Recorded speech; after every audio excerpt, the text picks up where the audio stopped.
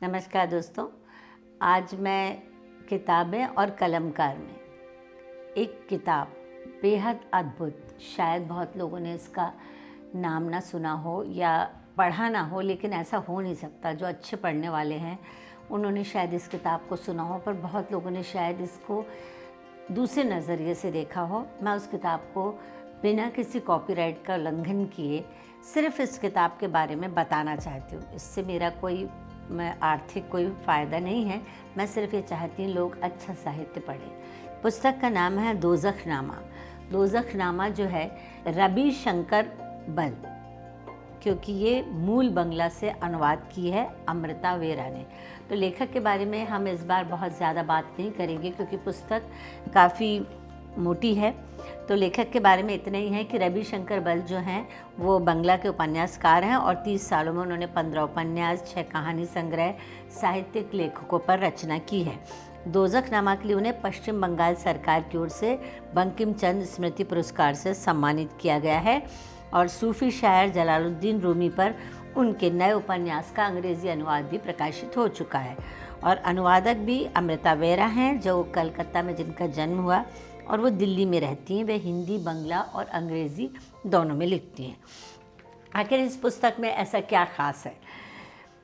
सादत हसन मंटो का एक अप्रकाशित उपन्यास था जो लखनऊ में एक लेखक, मतलब इन्होंने अपने आप को फर्स्ट पर्सन में संबोधित किया, तो जाहिर सी बात है हम रविशंकर बल के बारे में ही बात कर रहे हैं कि इस उर्दू उपन्यास के बंगला में अनुवाद के लिए वो कलकत्ता लौटकर तबस्सुम नाम की एक ख़वातीन की मदद लेते हैं। तबस्सुम लेखक के लिए उसका उपन्यास का अनुवाद करती जाती है और कहानी परत दर परत खुलती जाती है। मतलब ये वो सोचते हैं कि सआदत हसन मंटो ने लिखी है। दोज़खनामा गालिब और सआदत हसन मंटो की बेहतरीन जीवनी है। मतलब उनकी लाइफ के पूरे पर्सनल और ऐसे किस्से जो हमने शायद कभी सुने भी नहीं होंगे। और मज़े की बात यह है कि ये एक फ़िक्शन है। फ़िक्शन सिर्फ एक इसका प्लॉट तैयार किया गया है। जैसे मंटो और गालिब जो हैं अपनी अपनी कब्रों में लेटकर एक दूसरे से बेबाक बातचीत कर रहे हैं, जिन्होंने ज़िंदगी को जबकि उन्होंने ज़िंदगी को एक सदी के फासले से जिया। दोनों एक काल में नहीं थे, लेकिन उनके टूटे ख्वाबों और वक्त के हाथ मिली शिकस्त की जो भी चीज़ें थी वो सब उन्होंने एक दूसरे से बात की। ये सब चीज़ें कहाँ से आई, सआदत हसन मंटो कहाँ से लाए, ये सब के बारे में कोई कुछ नहीं बता सकता। पर वो जो पांडुलिपि थी वो लेखक उर्दू में थी, तो लेखक को लगा, लेकिन जिस डेट में उनकी डेथ हुई थी एक दिन वो निराश हो गए। मतलब लिखते उसको अनुवाद कराते कराते वो निराश हो गए। उन्होंने तबस्सुम से कहा कि तबस्सुम, मुझे लगता है कि ये असली नहीं है पांडुलिपि, ये तो क्योंकि जिस दिन मंटो की डेथ हुई ये तो उस दिन की तारीख लिखी हुई है पांडुलिपि पे। तो उसने कहा देखिए, मैं भी तो, आप कह रहे हैं तो कहानी बना रही हूँ, मैं लिख रही हूँ। हो सकता है जब उनकी डेथ हुई, बोले वो जिस समय उनकी डेथ हुई उस समय वो लिखने की हालत में नहीं थे।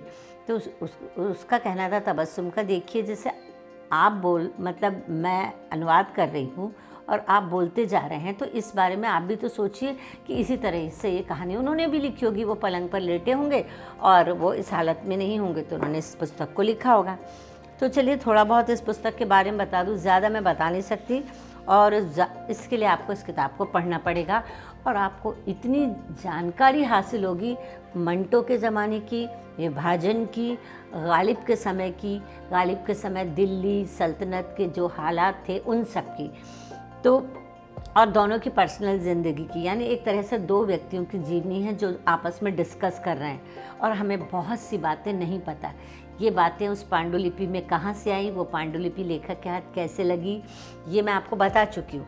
लेकिन अब देखिए, हर चीज़ में जो भी ऐतिहासिक चीज़ मिलती है उसमें थोड़ा बहुत फिक्शन होता ही है। तो इस तरह से मैंने आपको बता दिया कि क्यों और किस तरीके से ये आपस में बात कर रहे थे। उन्होंने पूछा कि आप अपनी ज़िंदगी में, सबसे पहले हम बात करते हैं कि दोनों ने एक दूसरे को आवाज़ दी, मंटो साहब ने और गालिब जी, दोनों एक दूसरे से बात करते हैं। और फिर उसके बाद जब ये वो करने जाते हैं तो भूमिका में अब उन्होंने कहा कि मैं किसकी बात करूं, कि ये कौन लिख रहा है, मैं सआदत हसन मंटो या मेरा भूत। मंटो पूरी ज़िंदगी सिर्फ एक ही इंसान से बात करना चाहते थे, वो थे मिर्ज़ा मोहम्मद अज़दुल्ला ख़ान गालिब। तो मिर्ज़ा को अब्दुल कादिर बेदिल की एक गज़ल बहुत पसंद थी और अक्सर वो 2 लाइनें बोल उठते थे, सारी दुनिया में मेरी कहानी गूंजती रहती है पर मैं तो एक खला हूँ। तो अब जब 18 जनवरी 1955 का उसमें ज़िक्र आया तो मंटो के हस्ताक्षर के नीचे की तारीख देखते हुए हड़बड़ा गए। तो चलिए फिर मैं बताती हूँ। मंटो साहब को मैं बहुत दूर से कब्र में लेटे हुए देखता रहता हूँ। मंटो साहब ने कहा कि मिर्ज़ा साहब, मैं आपको बहुत दूर से कब्र में लेटे हुए देखता रहता हूँ। मिर्ज़ा साहब बोलते हैं, मैं आपको किस बारे में बात करूँ?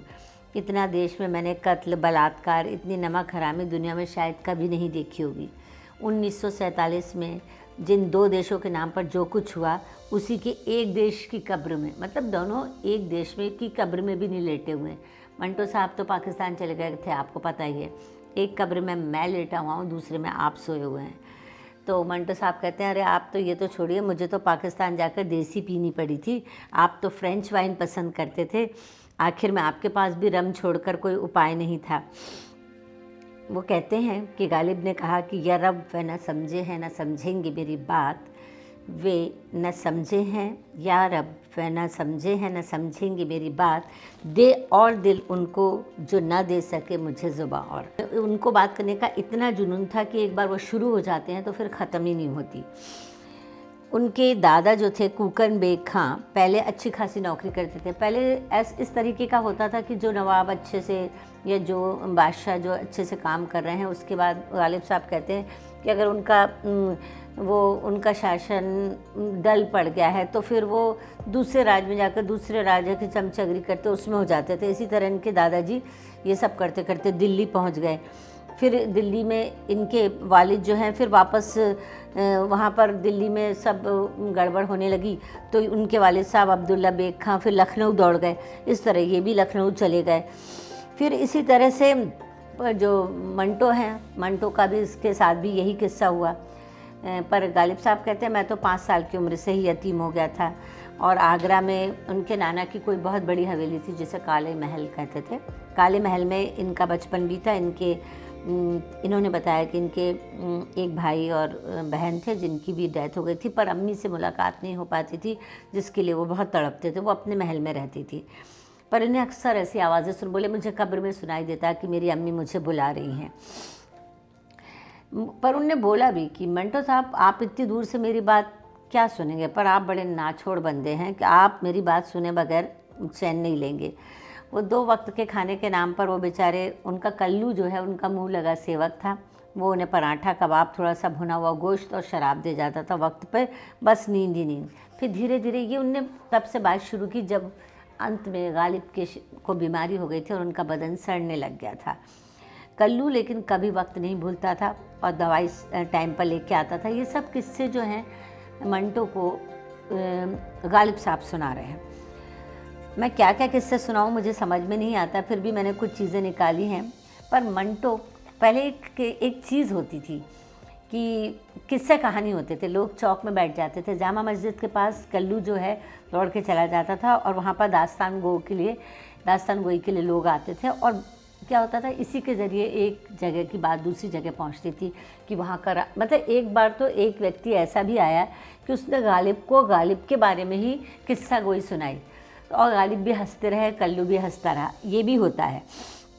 एक दिन पता चला कि धीरे धीरे दास्तान गो को भगाया जा रहा है, तो कल्लू रोने लगा कि मैं इस तरीके से कैसे रहूँगा अगर दास्तान गोई चली जाएगी तो। और फिर ये इनके मदर फादर, माता पिता सब चले गए, तो इनके चाचा ने इनका लालन पोषण किया। तो फिर लेकिन हुआ क्या कि दूसरी कब्र वाले भी सुन रहे थे, ऐसा मतलब उसमें लिखा हुआ है, बड़े इंटरेस्टिंग तरीके से लिखा हुआ है।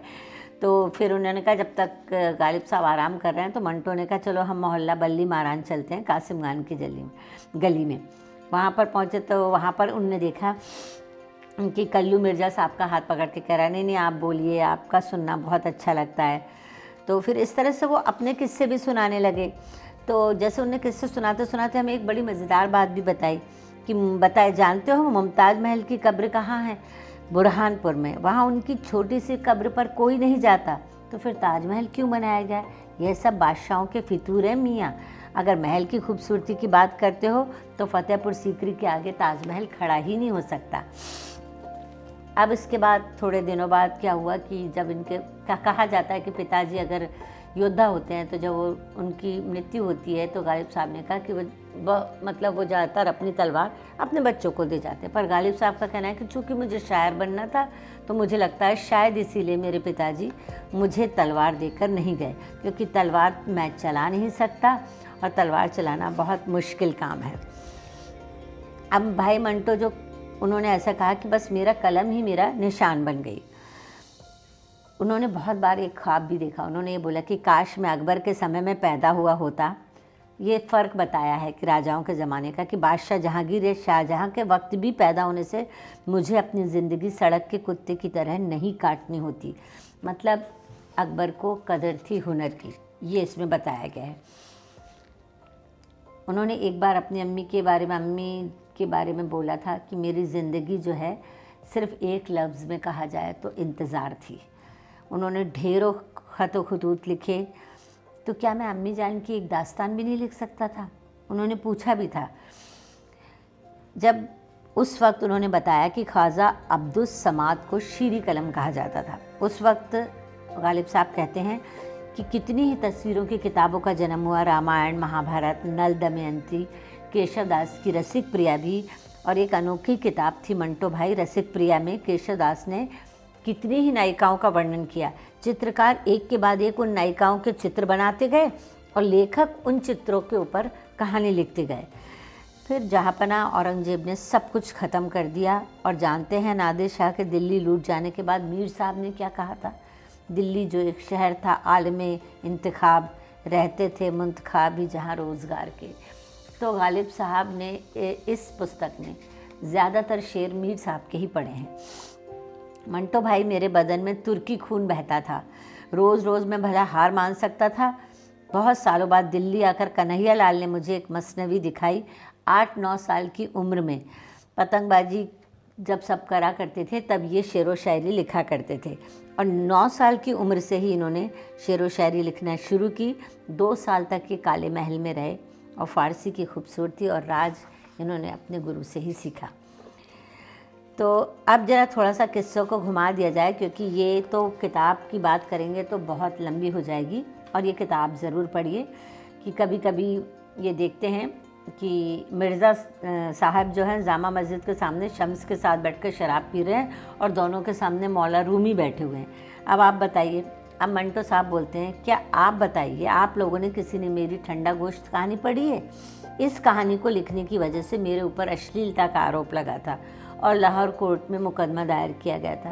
और क्या कह रहे हैं आप, ठंडा गोश्त सुनना चाहते हैं? पर आज तो मैंने कोई और ही किस्सा छेड़ दिया है। जब तक ये दुनिया ख़त्म ना हो जाए, ना जाने कितनी सदियों तक हमें इन कब्र में रहना पड़ेगा। किसी फुर्सत के दिन मैं ठंडा गोश्त के बारे में आपसे बात करूँगा। सादत हसन मंटो अगर मिर्ज़ा असदुल्ला खान गालिब हो जाता तो क्या होता? एक बार मैंने यही सफ़िया बेगम से पूछा था। मंटो कहते हैं, भाई लोग जानते हैं बेगम ने क्या कहा? मंटो साहब, सारी ज़िंदगी आप दूसरे का किरदार बनकर जीते रहे, आप ख़ुद को कब जाहिर करेंगे? सफ़िया बेगम तो समझती नहीं थी मंटो अपने बहुत से किरदारों के अंदर ही ज़िंदा है। जैसे गालिब साहब कहते हैं कि हुई मुद्दत के गालिब मर गया पर याद आता है वह हर एक बात पर कहना कि यूँ होता तो क्या होता। तो इस तरह से दोनों ने पूरी ज़िंदगी की कथा गालिब की, पूरी ज़िंदगी की कथा मंटो की हसरत कि उनको हिंदुस्तान में रहना था पर मजबूरीवश उनको पाकिस्तान जाना पड़ा। अब 13 साल की उम्र तक उन्हें काले महल में रहना अच्छा तो नहीं लगता था, पर ये आगरा रहे अपने गालिब साहब। और आप कह सकते हैं इसके बाद इनका इश्क हुआ। 13 साल की उम्र में ही इन्हें बेगम, नाम मुझे याद नहीं आ रहा, बेगम फलाकारा से इनको इश्क हो गया। और आप उसे कह सकते हैं कि उनकी कदम बोसी में उन्होंने कहा कि हज़ारों ख्वाहिशें ऐसी की, हर ख्वाहिश पे दम निकले, बहुत निकले मेरे अरमा फिर भी कम निकले। तो मंटो भाई मेरी ऐसी बहुत सी ख्वाहिशें थी। और फिर उसके बाद ये शायद दिल्ली आ गए। और मैं सोचता हूँ कि आज तक मेरे ख्वाबों में फलाकारा क्यों नहीं आए सपने में? गालिब साहब अपनी कब्र में से ये बात कह रहे हैं मंटो से। गालिब साहब कहते हैं तो कि मंटो साहब पूछते हैं कि क्या आप मीर में डूबे हुए हैं? तो कहता आपको नहीं लगता कि उर्दू गज़लों में मीर सबसे ज़्यादा सेंसुअस है?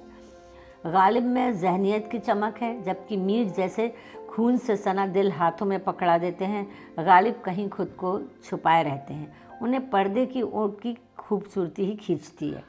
और इस तरह से उन्होंने बताया कि उनका निकाह 1820 में गालिब का निकाह इलाही बख्श, नवाब इलाही बख्श की बेटी उमराव बेगम के साथ हुआ, जो अंतिम, तब उनकी, गालिब साहब की उम्र 13 साल थी और बेगम की उम्र 11 साल की थी।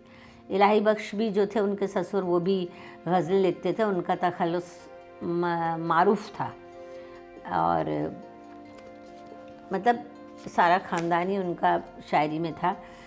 कि फिर उसके बाद ये बदनसीब रूहों की बातें सुनते सुनते ये शाहजहानाबाद में दाखिल हुए।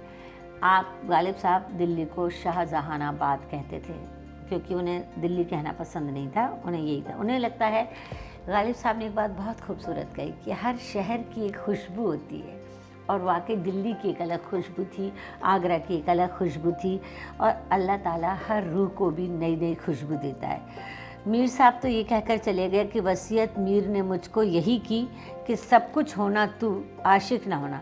पर बात बताइए मंटो साहब की, क्या जब मीर साहब ने बोल दिया तो क्या मैं आशिक नहीं बनता? पर मैं तो आशिक बना।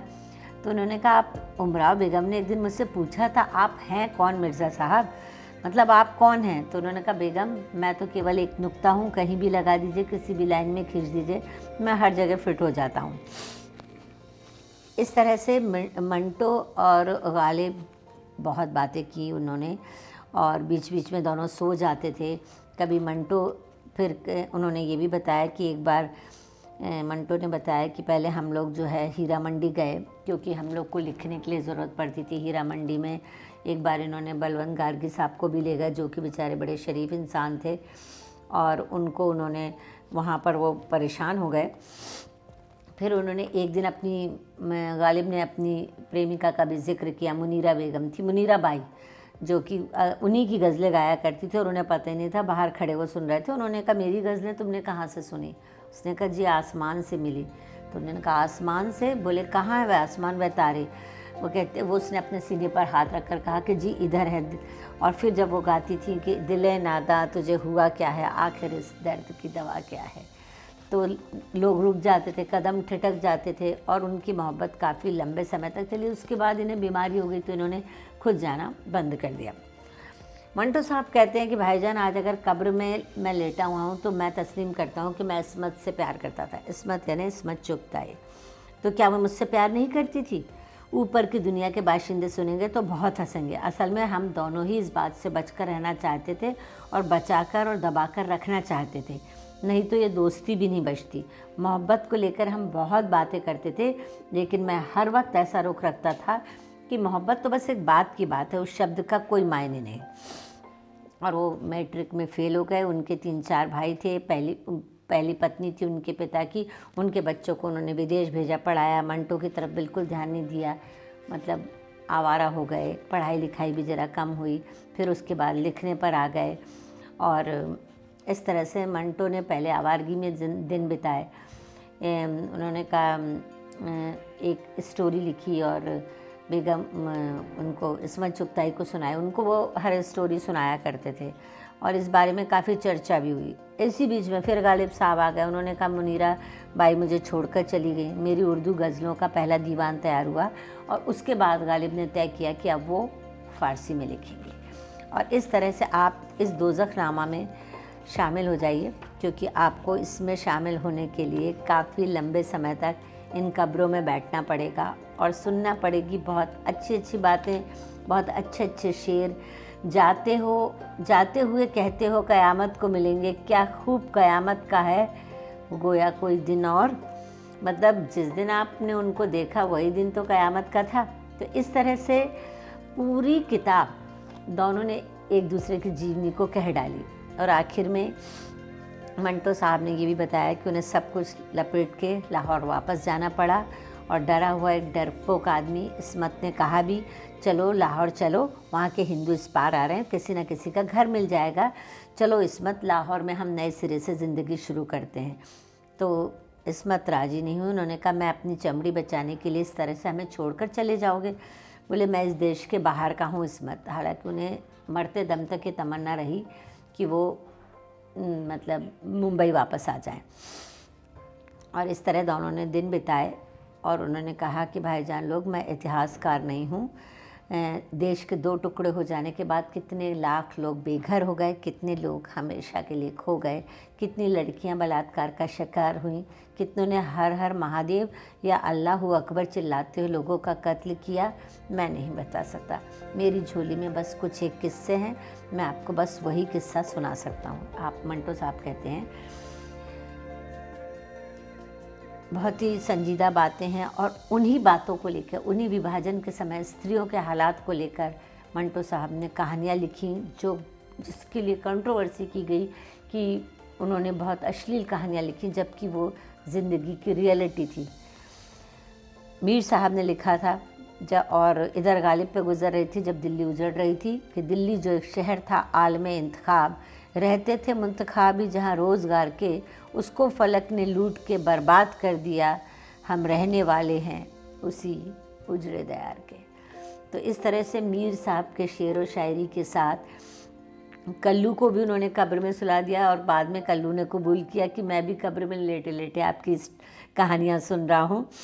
और बस मतलब मंटो जब गए तो आबाद ही नहीं हुए। एक तरीके से पाकिस्तान में जाकर उनको इतनी बुरी लत पड़ गई शराब की कि उन्हें सबसे ज़्यादा शर्मिंदगी और घिनौनी हरकत ये लगी कि उनकी बिटिया को टाइफाइड हुआ। घर में रिश्तेदार से उधार के पैसे लेकर बीवी ने उन्हें पैसे दिए और उन्होंने उसकी शराब पी ली और उस बात से वो काफ़ी शर्मिंदा रहे। और उन्हें सपने में अक्सर इस्मत आकर बातें किया करती थी। तो उन्होंने कहा कि मंटो ने कहा कि अब मैं मिर्ज़ा साहब को ज़्यादा तंग नहीं करता। कल्लू भी आ गया था और सबसे विदा ली। और मेरे ख्याल से इसके आगे भी कहने को बहुत कुछ है, पर मेरे ख्याल से इसका दूसरा पार्ट भी निकलेगा। पर इसमें दोनों की पूरी ज़िंदगी कैद है इस दोज़खनामे में। तो मेरे ख्याल से आप सबको ये ज़रूर पढ़नी चाहिए और जानना चाहिए गालिब और मंटो के बारे में।